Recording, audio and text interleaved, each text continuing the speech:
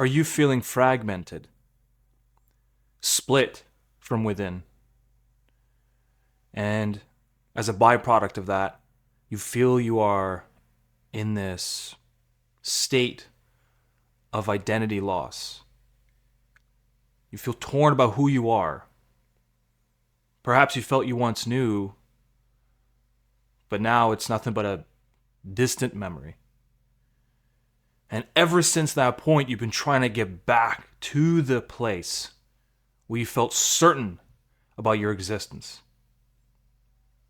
and your sense of self. But you feel you're at a dead end. However, I want to propose to you an alternative view that perhaps can really change the narrative and help you see past this fog. It's possible that what you're feeling right now, confused, internally split, where the life you live no longer makes sense,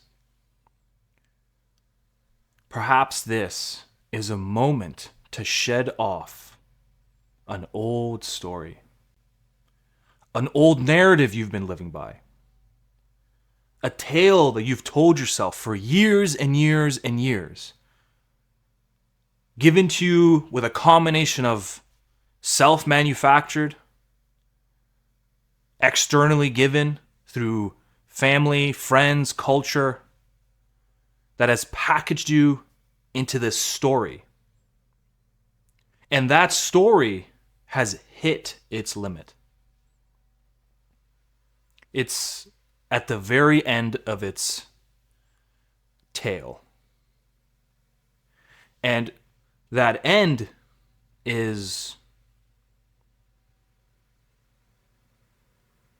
feels destructive.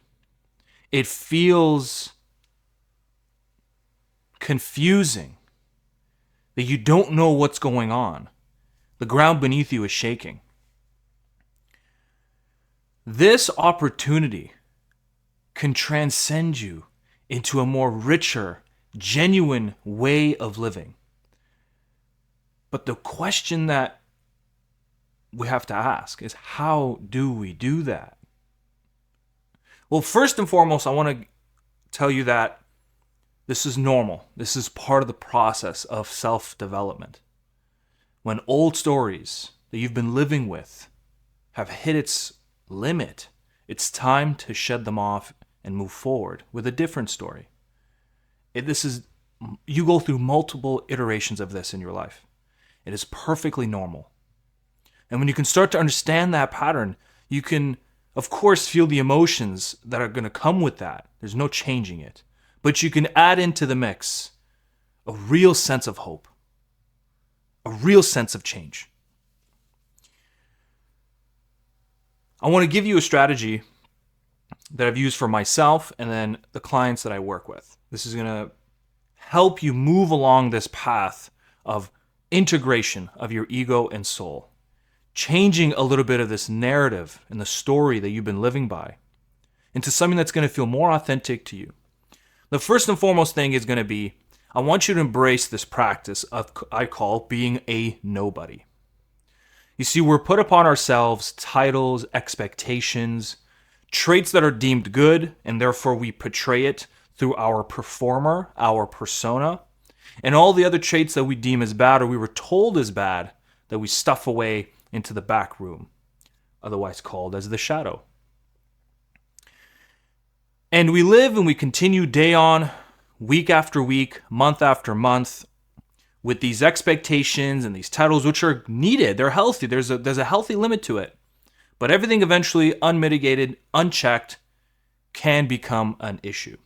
And so by having this practice of being a nobody, you're going to throw away all expected titles. Everything that you think that you have to be. Put it down for just a moment. The parts of you that you have been ignoring, that you deem as bad, you now invite to the table with you. You sit and you engage with this part of you. because part of your story has made it so that there's aspects of you that are unwanted, rejected, denied. And so part of this practice of nobody, we need to reintroduce this energy. You see, because part of the confusion and the issue that happens is there's a split personality within you. There is the performer, the ego that exists and inhabits. But then there is also the shadow that is ignored, but it also inhabits. It also lives. And the more we ignore, the more powerful this becomes. And it can hijack you. It can control your thinking, warp your future, get you stuck in the past. However, don't look at it as an enemy. This is a force that, when understood and respected, is the key to changing the narrative in your life. To a narrative that's going to make you more integrated, more self-aware, give you a peace internally. Remove the titles, abandon them temporarily to see if this is what you want to pick up after some time. Bring to the table that aspects of you that you have rejected, denied, disowned, and perhaps forgotten about. And how do you bring those ones up? Well, that's a whole different thing. That one is more than likely going to have to be through dreams, reflections on your fantasies and thoughts, and meditating on that for quite some time before answers start presenting themselves to you. Because they will. If you ask internally, answers will present themselves. Then, a stage when you're in that state of nobody and you've brought to the table the shadow within you, now you can start to pick up on your patterns. What are your patterns? Well, I call loop patterns. Thoughts, images, emotions wrapped together to create a story. Something happens around you. Somebody criticizes you for something. That reminds you of something that happened when you were a child, or maybe a particular upbringing that you had. They said that to you today, sparks an emotion from within. That emotion brings the story, brings the memory, the images. And when you get stuck in that repeated loop, it starts to change things, starts to change the way you feel, the way you perceive the world around you. It starts to change your actions. And then it gets to a point where you're now just nothing but action that is related to that story. And so you're now involuntarily living your life not knowing you are repeating it. Because eventually action will then bring up the emotion in the story. And so we need to interrupt that story. Interrupt that loop. And the way we're going to do that first is by catching it. You have to start journaling. Have a journal, like for myself, I have a journal like this. You don't have to make it as pretty as that. I just love journals that have this sort of design to it. It also makes it more symbolic and more meaningful versus the note I have over here, which is generally full of just random bits of information that come to mind. But anything serious I put into the first journal. But journal it. You need to reflect on, you need to sit on it. It needs to be something that you sort of meditate on for weeks and weeks and weeks and months before it can really illuminate itself to you. But that is the third step.